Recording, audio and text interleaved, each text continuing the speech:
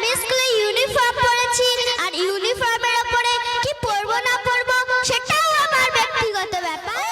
বড্ড দেরি হয়ে গেল, দেখি তো কটা বাজে। ও সময় তো অনেক পেরিয়ে গেল, আর বুঝি ক্লাসটা ধরাই হবে না। যাই একটু তাড়াতাড়ি যাই। What is your name? My name is Nazifa Khatun. আচ্ছা, তুমি কোন ক্লাসে পড়ো? তুমি ক্লাসের সময় বাইরে দাঁড়িয়ে আছো কেন? জি ম্যাম, ক্লাসে গিয়েছিলাম। আমি ক্লাস 10 এ পড়ি, কিন্তু টিচার আমাকে বাইরে বার করে দিয়েছে। কেন, তোমার পড়া হয়নি? জি ম্যাম, পড়া হয়েছিল। আমি স্কুলে বোরখা পরে এসেছি, তাই টিচার আমাকে বাইরে বার করে দিয়েছে। সেটা ঠিকই করেছে, কারণ তুমি স্কুলের ডিসিপ্লিন ভঙ্গ করেছো, ইউনিফর্ম পরনি, স্যার তোমাকে বার করে দিয়েছে। ঠিকই করেছে। কেন ম্যাম, আমি তো ইউনিফর্ম পরেছি। ইউনিফর্ম পরেছো ঠিক আছে, কিন্তু তার উপরে বোরখা পরতে গেলে কেন? কেন ম্যাম, কেউ যদি স্কুলে ইউনিফর্ম পরে উপরে বোরখা পরে সেটা কি তার অপরাধ? অফকোর্স তুমি অপরাধ করেছো, তাই তো স্যার তোমাকে শাস্তি দিয়েছে। ম্যাম, আপনাকে একটা কথা বলবো, কিছু মনে করবেন না তো? বলো, তোমার বক্তব্যটা শুনেই দেখি। আপনি আপনার বাড়ির চাকরের কাছে কিছু টাকা দিয়ে বললেন 1 কেজি চাল ও 500 গ্রাম ডাল আনতে, আর বাকি পয়সা খাবার খেতে। আপনার বাড়ির চাকর আপনার কথা মতো 1 কেজি চালও এনেছে আর 500 গ্রাম ডালও আনলো, আর বাকি পয়সা খাবার না খেয়ে বাড়ি ফিরে আনলো। তাহলে আপনিও বলুন, আপনি কি চাকরটাকে বাড়ি থেকে বার করে দেবেন? না, কেন বার করে দেব? কেন ম্যাম, সে তো আপনার কথা অমান্য করেছে, তাও তাকে ঘর থেকে বাইরে বার করে দেবেন না কেন? কেন, সে তো আমার কথা মতো চালও এনেছে, ডালও এনেছে, আর বাকি পয়সা সে কি করবে না করবে সেটা তার ব্যক্তিগত ব্যাপার। ম্যাম, আপনার বাড়ির চাকর চালও এনেছে, ডালও এনেছে, আর বাকি পয়সা সে কি করবে না করবে সেটা যদি তার ব্যক্তিগত ব্যাপার হয়, আমি স্কুলে ইউনিফর্ম পরেছি, আর ইউনিফর্মের উপরে কি পরবো না পরবো সেটাও আমার ব্যক্তিগত ব্যাপার। তা তো ঠিক কথা, তবে অনেক অফিস আদালতে লেখা থাকে জুতা খুলে প্রবেশ করুন। আপনি কি দেখেছেন কোথাও লেখা আছে বোরখা খুলে প্রবেশ করুন? Just sit up! What a great! কি তোমার এত বড় সাহস?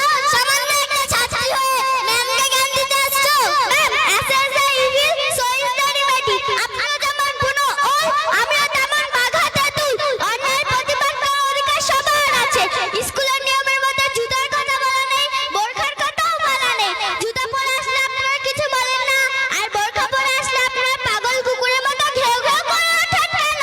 আচ্ছা নাজিবা, আমি যে স্কুলে আসার সময় পার্লার থেকে মেকআপ করে আসি, আর রাস্তার ছেলেগুলো আমার দিকে ড্যাব ড্যাব করে চেয়ে থাকে আর বলে, দেখিয়ে क्या खूबसूरत चेहरा है। আমি যদি বোরখা পরে আসি তাহলে আমার দিকে কেউ তাকাবে নাকি? ম্যাম, আপনার ওই কালো শরীরটা মেকআপ দিয়ে চকচকে করেন, তাহলে আপনিও বলেন, সাদা জিনিসের যদি মূল্য বেশি হতো, আপেল বাদামের থেকে মূল্যের দাম বেশি হতো, কারণ মূল্য দেখতে খুবই সাদা। আপনার মতো মেকআপ করা, তাহলে আপনিও বলেন, এখন থেকে আপনি আপেল বাদানা খাবেন নাকি সাদা মূলো খাবেন? না না, মূলো দেখতে সাদা হলেও ভেতরটা কেমন গন্ধ, আমার পছন্দ নয়। তাছাড়া আপেল বেদানা চকচক না করলেও আমার খুবই পছন্দ আর প্রিয় খাবার। তা তো হবেই, কারণ কথায় আছে না, gold is not just a glitter, কারণ চকচক করলেও সোনা সোনা হয় না। আমাদের ইসলামের প্রথম দিন আজান দিয়েছিলেন, তিনি ছিলেন হযরত বেলাল রাদিয়াল্লাহু তাআলা আনহু। তিনি ছিলেন অত্যন্ত কালো, তাই বলে কি তার কোনো সম্মান নেই? আমরা যে কুরআন শরীফ পড়ি, সেই কুরআন শরীফের লেখাও তো কালো, তাই বলে কি কুরআন শরীফের কোনো সম্মান নেই? আমরা যে কাবা শরীফের দিকে ফিরে নামাজ পড়ি, সেই কাবা শরীফের গিলাফের রঙও তো কালো, তাই বলে কি কাবা শরীফের কোনো সম্মান নেই? আচ্ছা নাজিবা, আমি যে স্কুলে আসার সময় চুল ছেড়ে দিয়ে আসি, আর মনে মনে বলি, দেখ না আমার কত সুন্দর লম্বা লম্বা চুল, কানেতে গুজি ফুল, কানেতে সোনার দুল, আর আমি বিউটিফুল। তাহলে কি আমি খুব বড় গুনাহ করি? খুব বড় মানে আল্লাহ পাক কোরআন পাকের মধ্যে বলেছেন, অকরনা ফি বুয়ুতিকুন্না ওয়ালা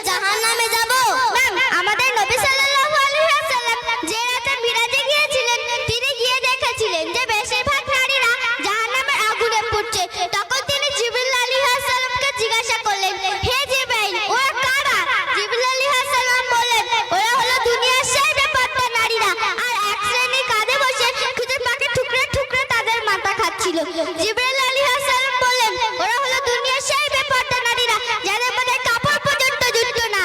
ম্যাম, লোক আপনি তাকদীর খুদ বানাতি হে। মানুষ নিজের ভাগ্য নিজেই তৈরি করে।